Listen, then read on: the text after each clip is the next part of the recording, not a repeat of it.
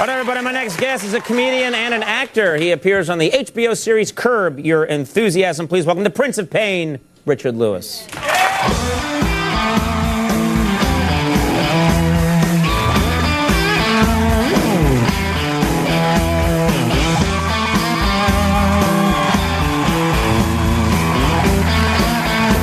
Hey, congratulations, by the way. Thank you. You're looking at Jackass the Man. So, yeah, my whole life. Before I got sober, I was a Jackass every day. In fact, I had a tail that grew out of my ass. You didn't know that, did you? A meat tail? Well, I don't know what it was. Never mind. So good luck with the film. It'll be a smash. Yeah. I missed you. Are you better? You feeling better? Yeah, I'm feeling very good. This is not a stroke, because I'm not even allowed to say the word stroke, because I could just collapse. Now, you know, you don't need the PR, but you kicked ass on the Emmys. Oh, thank you. No, that's okay. We don't need to do that. No. Let me tell you why. I'll tell you why. You know why? Yes. Because when you do that kind of thing, a billion people are watching, and you have everyone in town. A billion people were watching? Yes, a billion people. I'm glad no one told me that. No, what's harder than that? Right. I once did this thing where I was to present, not to host. And I flew to Paris. I said, I'm going to write an ad lib in front of Morrison's grave. That's how freaked out I was. I was like nuts, you know. Right. Because it was like the Golden Globes kind of thing. Right. Because, I really, it's an important thing. And then everyone's shouting out in front of Britney, Britney, Britney. And I'm going to go into a Franz Kafka playing Jim with the Wright brothers joke. It's over. So what you had to do for 3 hours, you know. Well, I want to hear that to see you, and you were great. Thank you. So I had to tell you. I want to congratulate you, because that's what show business is all about. Oh, You congratulate me, and I congratulate you. You're on the funniest... I wasn't stroking you. I dig you, man. I want you to stroke me. You were on... I can't. Yes, you can. No. Yes, you can.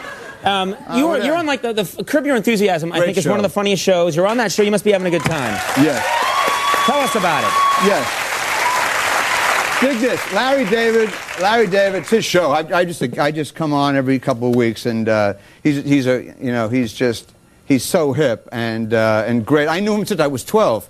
I went to this camp, and I hated his ass. He was a jerk. He was a jerk off. You guys were in camp together? At 12, and I was a jerk off. Right. Jackass. Let me just, you don't need the, we were both jackasses, okay? Right. We fought. We had fistfights. 13 years later, we're both comics at the Improv, which was no longer here, sadly, in New York, and we dug each other's act. And then one night I'm looking at him, I'm like, I hate you, man. I hate you. It was like Roman Polanski. It was like a scary thing.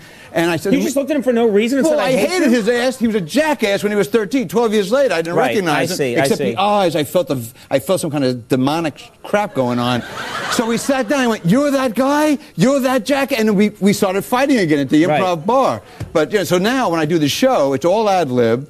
And it's a trip, man. And it's a great show, and he deserves it. He's a brilliant man, and he's an old friend, so it's really cool. It's nice that you worked out your stuff. Now, let me talk about your... Well, we did some really weird shows on. I mean, he has some great people. We did a show with the Lakers, which actually ruined me sexually for about 5 months. Let's talk about that. What went wrong? Well, I think I have a decent penis. I mean, unless a lot of women have lied to me. I'm not married yet. By the way, you're still married, right? Yeah. Fantastic. Yeah, it's been a whole 8 months. Yeah. Really? Yeah. That's great. Sorry, ladies. I never made that commitment. I break a lot of hearts. I got a great girlfriend going on 5 years, 2 hours, 18 seconds. You know what I'm saying? But we don't live together yet. She lives a mile away, and she's creeping down slowly. It'll be fine, So you can't commit. You've been together 5 years, and you can't... She's not rushing to commit to this jackass. You dig? So I mean, she loves me. I love her. But when and we have good sex, okay? And if our parents are watching, look, come on. We have sex. We have sex. We're not puppets. We're not puppets. I actually do it. What are you talking about? Because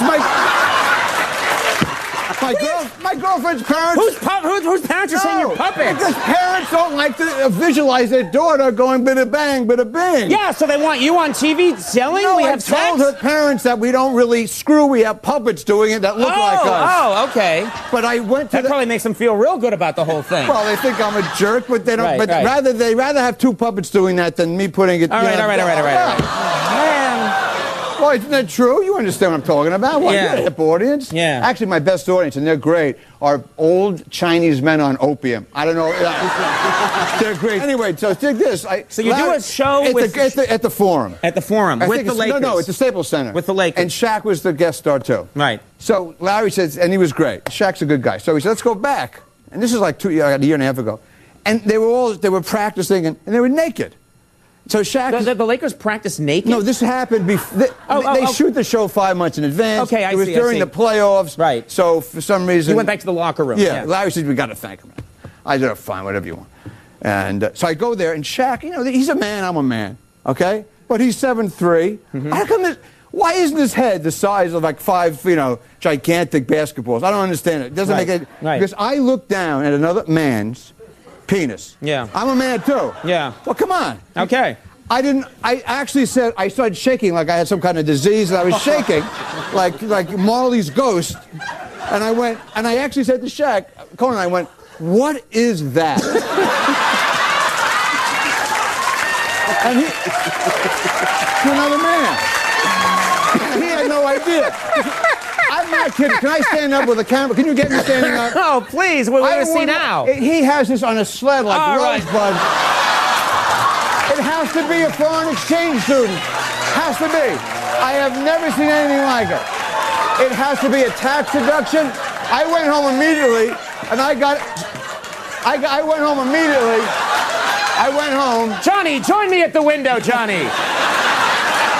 So I went home. So dig this.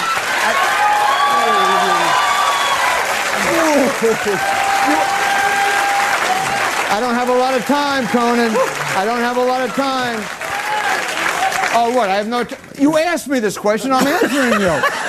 So I think I asked you, how are you? And then we got here.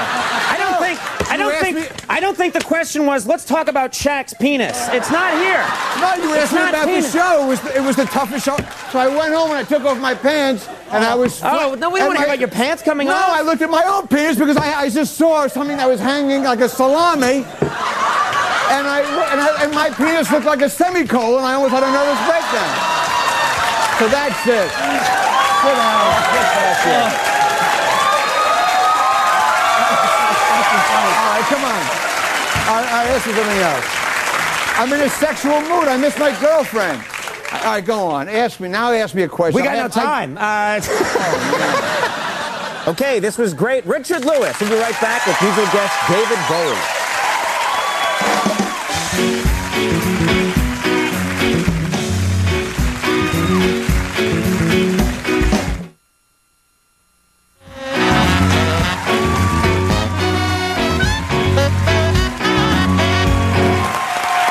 All right, everybody. It is time.